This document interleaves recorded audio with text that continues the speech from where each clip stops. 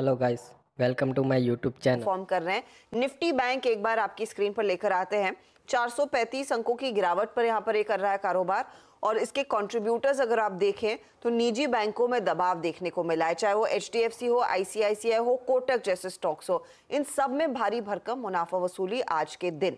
लेकिन दूसरी तरफ है, दूसरे छोर पर है स्टेट बैंक ऑफ इंडिया, जहां पर अच्छी तेजी है। और इनफैक्ट इस समय वो स्टॉक आपकी स्क्रीन पर लेकर आएंगे, पूरे 5% का इजाफा। और इस बड़ी मूव के पीछे एक बड़ी एक्सक्लूसिव खबर है। और यतिन इनफैक्ट हमारे साथ जुड़ गए हैं स्टूडियोज में। सीएनबीसी आवाज के हाथ में एक्सक्लूसिव डिटेल्स लग रहे हैं कि यस बैंक में जो एसबीआई की हिस्सेदारी है वो दरअसल बैंक कुछ बेच सकता है। ज्यादा डिटेल्स सीधे यतिन से। यतिन बताइए। Good afternoon. देखिए, सबसे पहले जो न्यूज़ रिपोर्ट और जो सोर्सेज हमको बता रहे हैं वो ये बता रहे हैं कि एसबीआई को काफ़ी सारे ब्रोकरेजेस ने एक प्रेजेंटेशन दिया है ताकि वो येस बैंक का हिस्सा ब्लॉक डील के जरिए बाजार में बेच सकें। ऑब्वियसली अगर हम देखें तो पिछले क्वार्टर एसबीआई की जो CET1 रेशियो है, जो कैपिटल रिक्वायरमेंट है, वो बढ़ती हुई नज़र पड़ रही है और 10-10.5% के आसपास वो CET1 रेशियो आ गया है। तो बिना इक्विटी डाइल्यूट किए ब्रोकरेजेस ये बता रहे हैं कि एसबीआई येस बैंक का स्टेक जो है मोनेटाइज कर सकती है।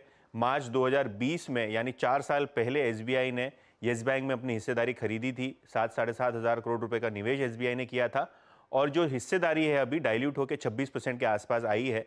और इसमें से जो करंट मार्केट वैल्यू है इस स्टेक का वो है 22 से 23 हज़ार करोड़ रुपए। इसमें से एक छोटा पोर्शन एसबीआई पहले ट्रांच में मोनेटाइज कर सकता है और कहीं ना कहीं ये प्रपोजल जो है बोर्ड के पास पेंडिंग है। कोई फाइनल डिसीजन इस पर नहीं लिया गया, लेकिन एसबीआई बहुत जल्द एक्सपेक्टेड है कि वो ये जो येस बैंक का हिस्सा है उसको मोनेटाइज करे। 3 से 4 हज़ार करोड़ रुपए का इनिशियल स्टेक बेचे ताकि उसकी जो खुद की कैपिटल रिक्वायरमेंट है वो इस मोनेटाइजेशन से आती हुई नजर पड़े। 4 साल ऑलरेडी हो गए हैं इस पर्टिकुलर निवेश को, तो कोई प्रकार का यहाँ लॉक इन नहीं है।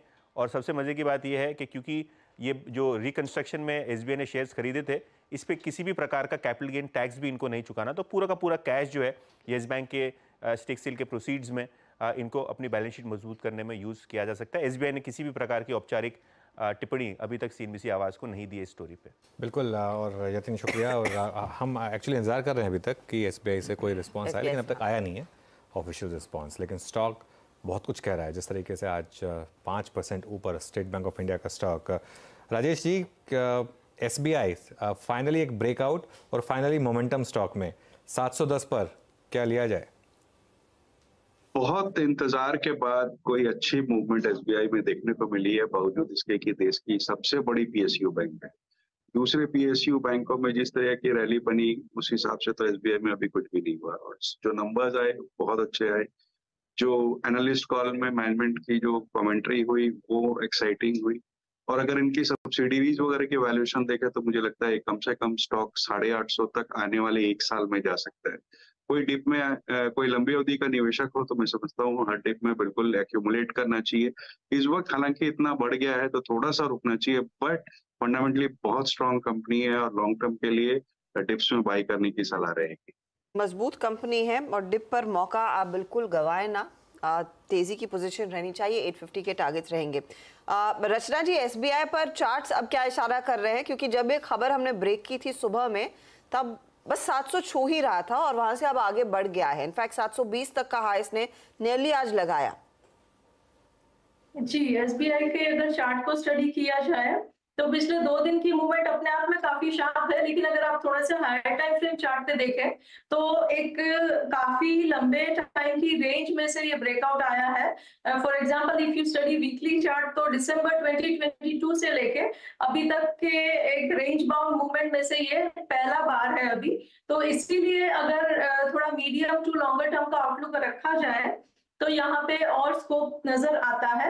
और 660 670 के ऊपर अब ये काउंटर जब तक बना रहेगा तब तक ये लॉन्ग टर्म के हिसाब से पॉसिबिलिटी रहेगी कि ये काउंटर बहुत ही जल्दी 740 और 750 को क्रॉस करता हुआ हमें मीडियम टर्म में दिखे।